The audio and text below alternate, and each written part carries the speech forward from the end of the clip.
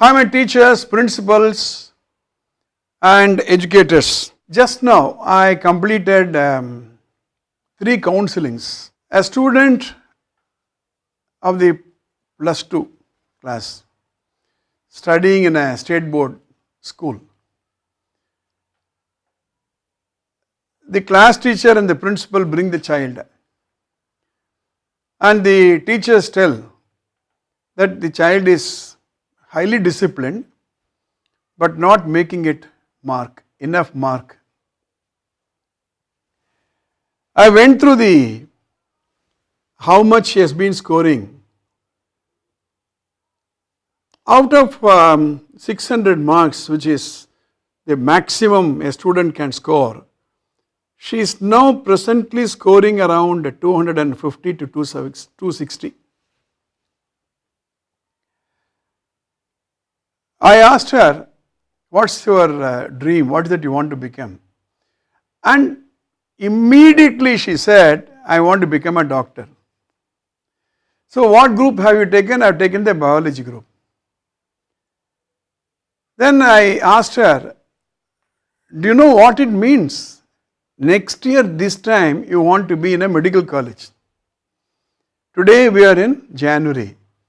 Sometime in June you will get your result. Before that, in the month of May, you will write your NEET exam.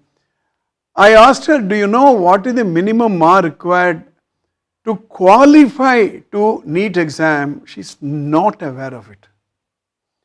I told her, do you know that out of 600, if you don't get minimum 300, that is 50%, you cannot even apply for NEET exam.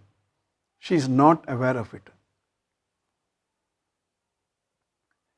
Then I said, you have 2 impediments or 2 challenges to be faced. One, you should get the minimum 300 out of 600 to qualify to write for a NEET exam. Then if you get 300, you may write the NEET. I told her in a simple example, if you go to cinema theatre, you can buy 100 rupees worth of ticket, go sit and watch the movie. NEET exam is not like that. Just because you write the exam, you are not going to get a medical college seat.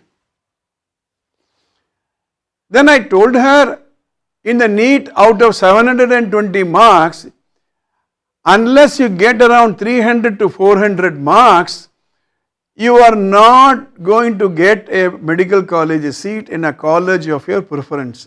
Are you aware of it? Again, she was giving a blank look. Then I said, all right, if you score 300 or 310 or even 400, but with this type of mark that you are getting, your dream will be destroyed. I sat with her for nearly an hour. I said, let us look at it now. Your first attempt should be to get eligibility, because the NEET says national eligibility cum entrance test. Eligibility first of all. Once you do that, then I said, if you really want to be a doctor, then try your best. After the exams are over, 1 month crash course. Nowadays it has become a cash course. A crash course has become a cash course. And being in a community where you belong to, maybe your cutoff will be much lesser than anybody else. So what she needs a clear communication. The second example is another student. In the 10th standard, he scored 400 out of 500. And the teachers bring him. The complaint by the teachers is he is behaving funny, very funny in the classroom. When the teacher is lecturing this side, he is turning that side and watching. And he takes a bike in the evening, goes around.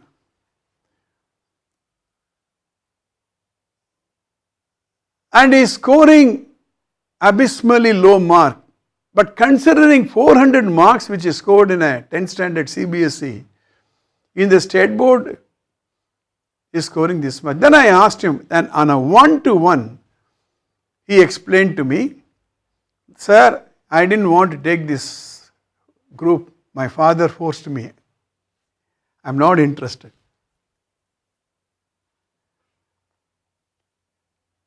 With hardly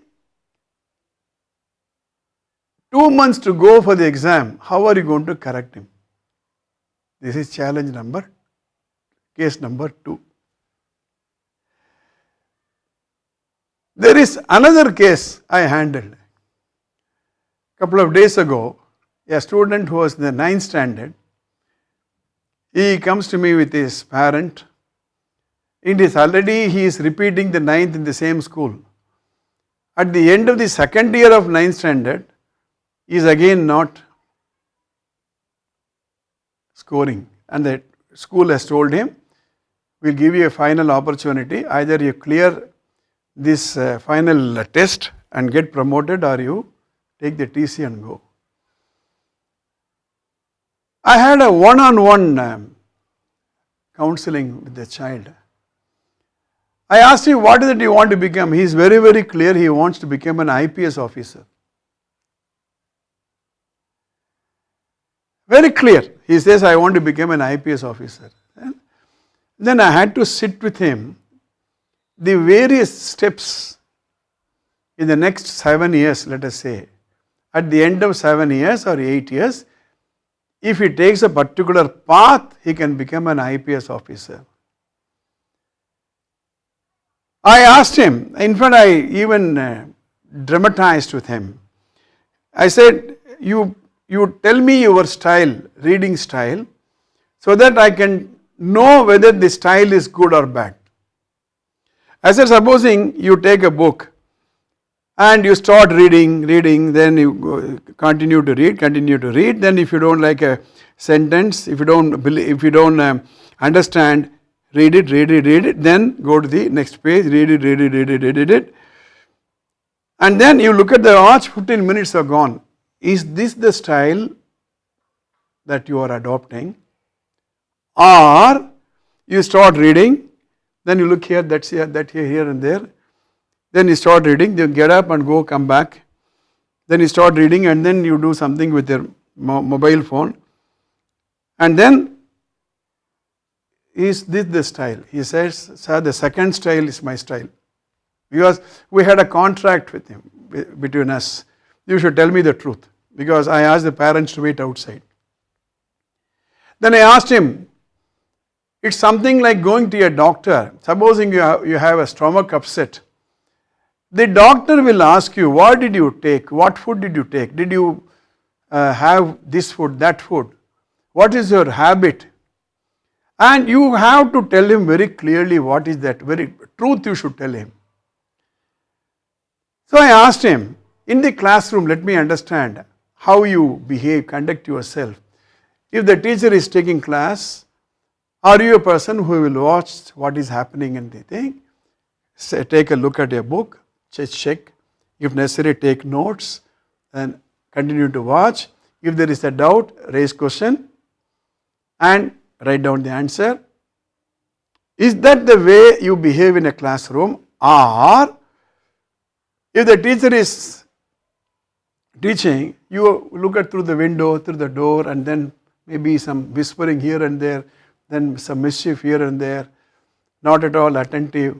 Is that what you are doing? He said, sir, second is my style. I was happy that you were sharing.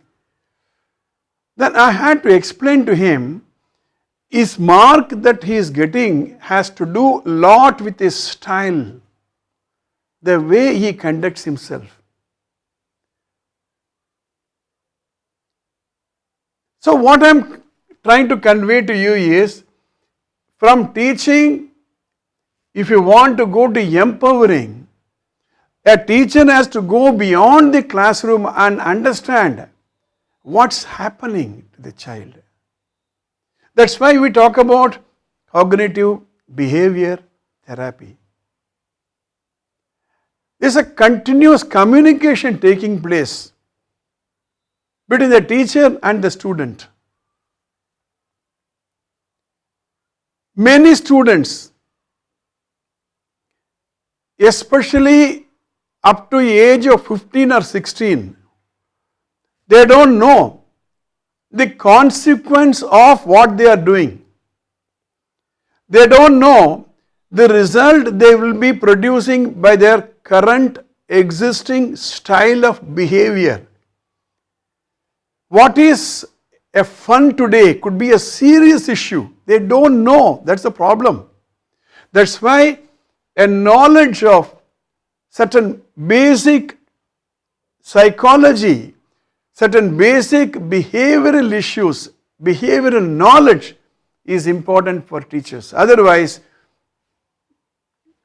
it's going to be a problem. In fact, I was telling a group of teachers that class control is important not because students are going to be benefited, but because you are going to be benefited.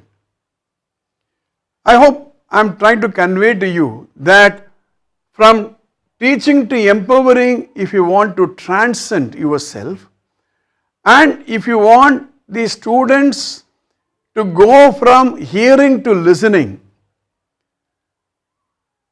to seeing to observing, from noticing to learning, then you need to understand a basic principle is a teacher should be a good communicator. I hope you are understanding that. With this in mind, let me go to recap. Somewhere in my 8th episode, I discussed this. Today in all the 3 counseling, I use the same format. I told the student that all of you have talent. Maybe the cameraman can focus close. Talent, so that they will understand. All of you have talent, all the children. In fact, I told the students, all of you have talent. Now here is a girl, she wants to become a doctor.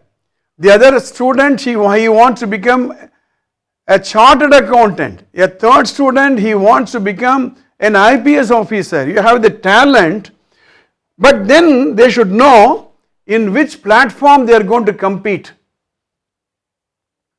They are going to compete with hundreds and thousands of students. And they should know the problems in that platform, like mark, minimum mark, pass percentage. That will decide his knowledge acquisition, how much he has to study. In fact, in that one case where the boy wanted to become an IPS officer at the 9th standard level, I asked him, how much time are you spending with your books? He said 2.5 hours per day. From morning till he goes to bed, outside the school he is putting 2.5 hours. I asked him, is it sufficient for the acquisition of knowledge? Then I explained to them the skill of focusing. In fact, in one of the schools, I ensure that the children sit for 10 minutes, eyes closed without a body movement. The skill of focus, the skill of concentration is so important. That will give them the focus to crack the IPS exam or whatever it is. Once they understand, the rest of it is very, very easy. Attitude. In fact, in all the 3 cases, I did not have any attitude problem. They don't have the passion to log in the number of hours they have to study.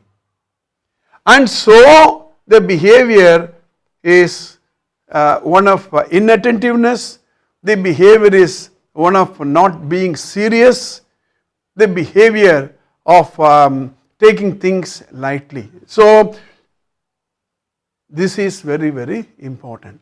With this in place, let me continue. I have already told you that we and our thoughts, we make the world. The world is nothing but between we and our thoughts. It has to be to make the world. Now let me take these three children. I was trying to understand what is the thought process in your mind. When you are sitting facing opposite side and not the teacher's side, what is the thought? Are you experimenting? Are you wanting to become popular? Or the thought process is, I can do anything in the class, nobody is going to ask me? Or it is so boring, I can do anything? And the interpretation of a situation, let me make it, every situation your mind starts interpreting it in a particular way. And I explained to you that there is what are called automatic thought. This is where we ended the last episode. The automatic thought, if I sit the way I want, nobody is going to ask me. If I don't attend this compulsory class, nobody is going to question me. Is that the automatic thought? With this in place, I am going to give you a little more orientation into, as I said, automatic thoughts are a stream of thinking that coexists with a more manifest stream of that. Mean, researchers say that on an average you get about 70,000 thoughts a day. 70,000 thoughts. Some thoughts you are conscious, some thoughts you are not conscious. And if you are conscious, the thought trigger a feeling.